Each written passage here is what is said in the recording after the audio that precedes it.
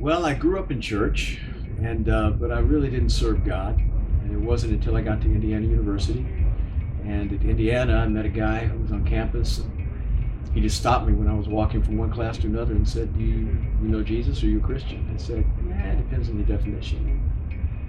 That was the wrong answer, because he gave me the definition for the next 20 minutes. And subsequently, I went to a meeting the next night, gave my heart to Jesus, and I have been transformed ever since. It has been an amazing walk in my life. So that's pretty much how I got right. I was 20 years old when I met Jesus. Now, I had had introductions to him when I was a kid. At the age of 7, a woman who had an after-school program. I went to her house. My mother worked, and I was in first, second grade, and there was no one to watch me at home. And so my other brothers and sisters were in kindergarten, and they were way up in Kansas City, Missouri. I was in Kansas. They came home with my dad, who worked in Kansas City, Missouri.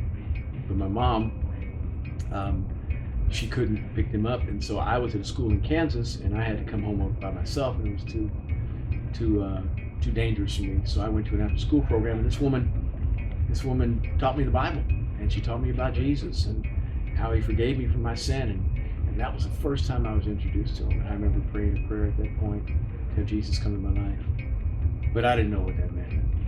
I was happy to pray it. I didn't know what I was doing. It wasn't until I was 20 years old at Indiana University that I really grasped it. Now, I grew up in church, and everybody who preached the gospel to me was doing right. I just wasn't hearing right. But I heard like it was for the first time in 1981, and it was a great experience. You know, my baptism was different than most. The most transformative moment for me was when I gave my heart to Jesus. I knew something had changed on the inside. I wasn't the same human being, though habit patterns hadn't been changed, and mindsets had not been changed, and speech had not been changed very much. I knew I was changed on the inside, but it took a long time for the inside to work its way out. But I had not yet been baptized. And I went to my pastor, and I went through a Bible study on baptism and said, "Listen, I really need to get dunked." And he said, "Okay, well, let's go through this together." And so he wanted to do it with me, and I said, "All due respect, sir, I need to get dunked today, because I realize the power that baptism has, and I'm dying out here without it." Everybody's going to follow something. People are going to follow themselves. They're going to follow people's ideas. They're going to follow money. They're going to follow careers. They're going to follow something. And none of those things will ever wind up at the destination that people desire. They'll wind up at a destination, but it's not the ultimate. And so when I follow Jesus, the beauty of this is that I not only wind up as a person that has a registry in heaven, reservation there, but I also get all the other stuff that I would have followed after to get. So he provides for me financially. He helps me have relationships that last.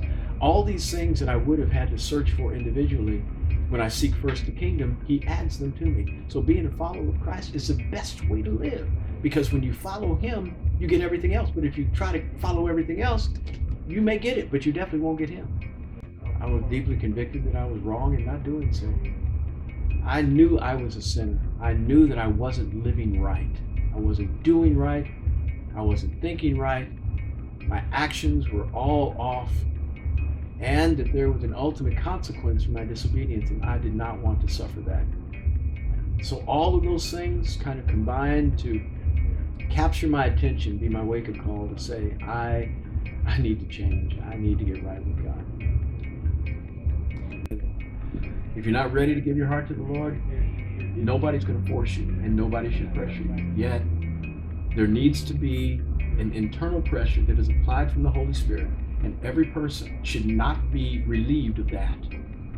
So if you're not ready to give your heart to Christ, I'm not going to force you, but I am going to pray that the Holy Spirit makes your life to whatever degree it needs to be with discomfort, so that you can get right, because all you're doing without giving your heart to Christ is making more problems that need to be cleaned up later. So the sooner you can get right, the fewer issues you're going to have to overcome later. Describe God in one word: merciful.